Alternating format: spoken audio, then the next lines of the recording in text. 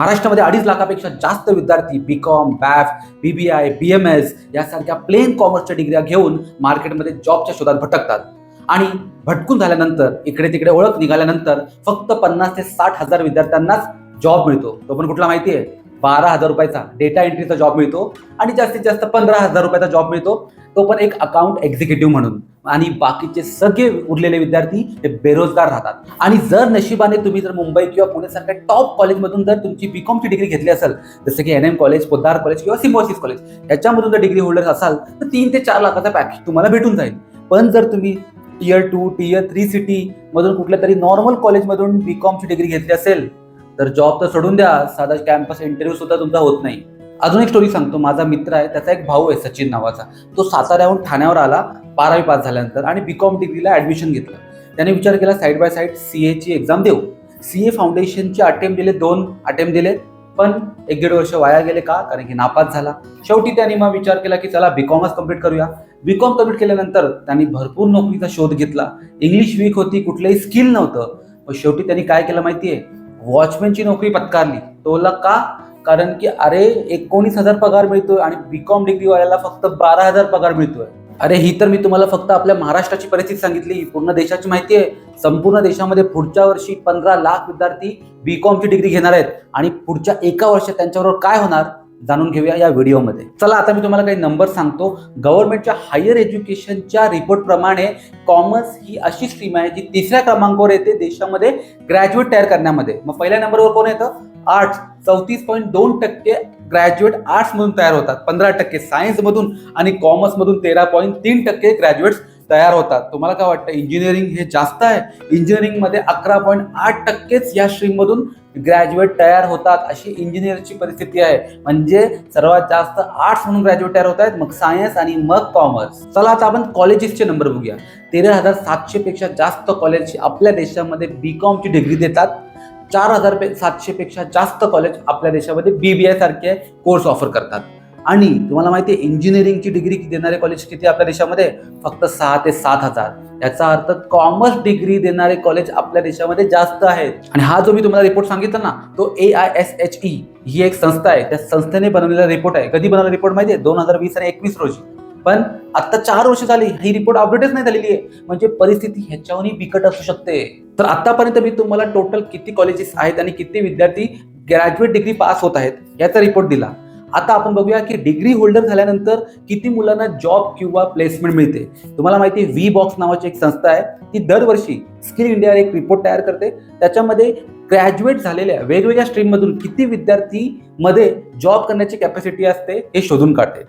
कॉमर्समध्ये समजा 100 विद्यार्थी ग्रॅज्युएट झाले असतील, म्हणजेच डिग्री पास केली असेल, तर 100 मधून फक्त 48 विद्यार्थ्यांनाच जॉब मिळतो आणि बाकीच्या 52 विद्यार्थी हे बेरोजगार राहतात.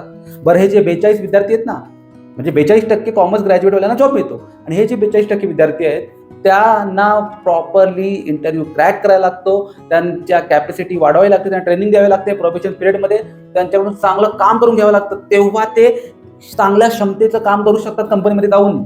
आणि उरलेले 52% तर काही कामाचेच नाहीये कॉमर्स डिग्री घेऊन. चला हा तर मी कॉमर्स डिग्री होल्डरवाल्यांचा डेटा सांगितला ना की किती विद्यार्थी डिग्री घेतल्यानंतर जॉब करण्यासाठी कॅपेबल असतात. बाकीच्या स्ट्रीमचं सांगू. MBA चे विद्यार्थी डिग्री घेतात MBA ची, त्यातले 71% विद्यार्थी कॅपेबल असतात कंपनीमध्ये जॉब करण्यासाठी.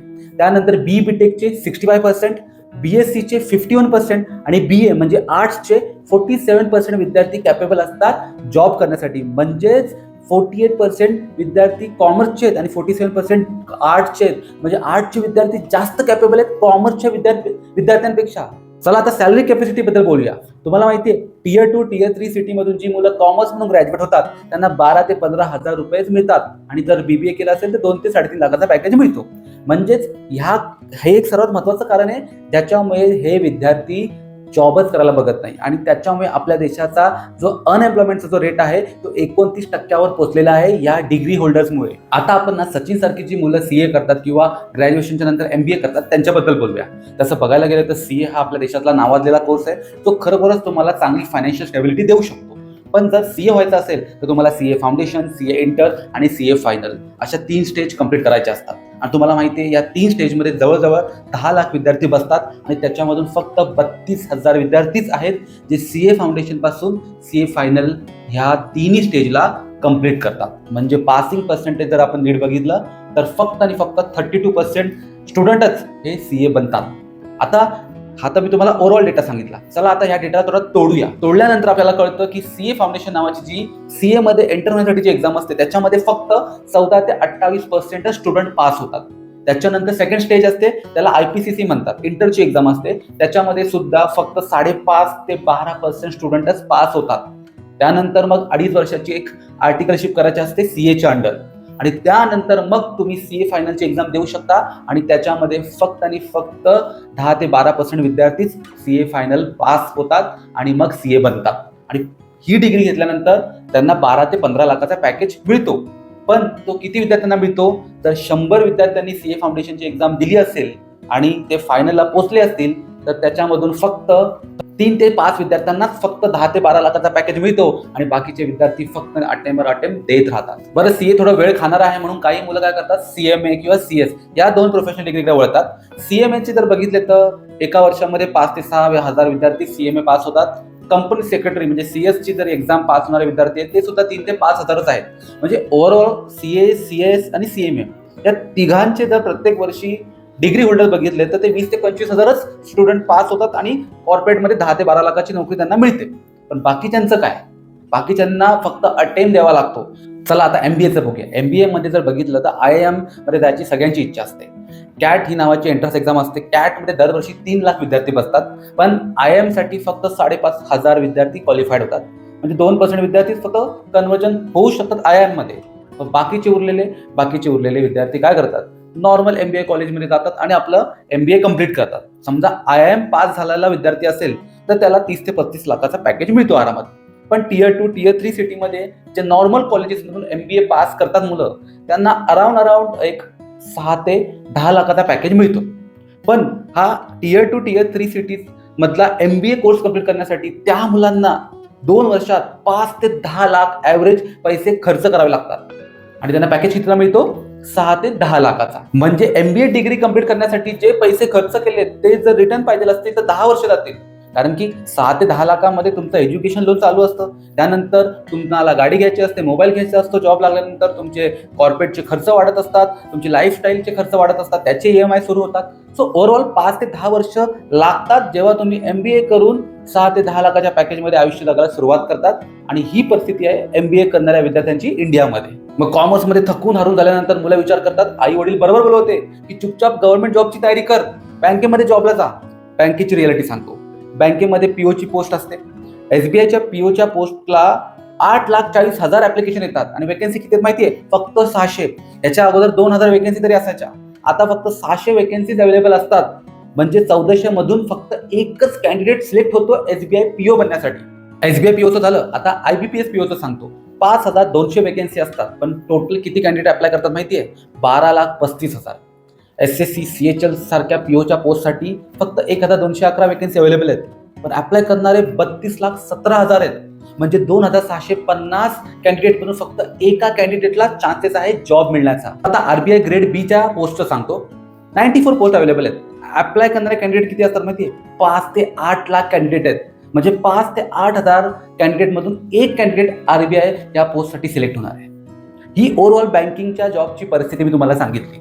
आणि आता तर काय, ह्या पोस्ट कमीच होत चाललेल्या आहेत, कारण की डिजिटल बँकिंग आलेलं आहे. भरपूर सारं बँकिंगचं काम आता ऑनलाईन होत चाललेलं आहे. त्यामुळे मॅन्युअल वर्क आता कमी होत चाललेलं आहे. मग ही परिस्थिती बँकेमध्ये कॉमर्स ग्रॅज्युएट किंवा बँकेच्या एक्झाम देऊन पास होणाऱ्या मुलांची आहे सध्या भारतामध्ये. याचा अर्थ जर ओव्हरऑल आपण विचार केला तर कॉमर्स ग्रॅज्युएट झाल्यानंतर जर तुम्ही CA, CS, CMA professional exam pass झाला तर तुमचा सक्सेस होण्याचा रेट जो आहे तो 3 ते 5% आहे.